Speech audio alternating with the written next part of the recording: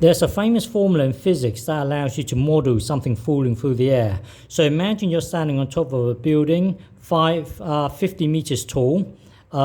Gravity on Mars is roughly 4. So when you drop a cannonball, you can actually calculate the time it takes to hit the ground. So you want to know time. Gravity is G is 4 in our case, and the h is the distance traveled. In our case, it's the height of the building, which is 50. So you put the 50 into the h, you put the 4 into the g, and then work backwards to find t, the time it takes to travel that distance. So to do this, make t the subject. So times both sides by 2. So that would be 2h equals gt squared. Remember, powers are more important. So this is like one bubble times another bubble here. You want to kill off the g. So divide both sides by g.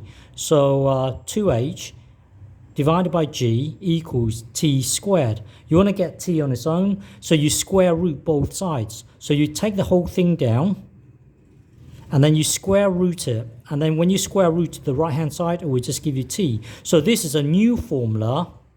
This is a new formula that allows you to work out the time it takes to travel this distance on this planet, Mars.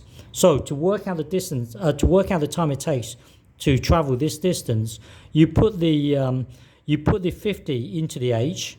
So that would be this. Hang on. So that would be 2h over g would give you the time it takes to travel that distance. H here is the height of the building, so put 50 into the h. That's this h here.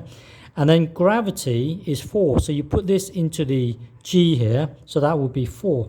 So the time is given by this.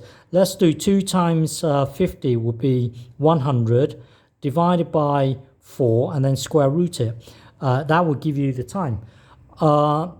100 divided by 4 is 25.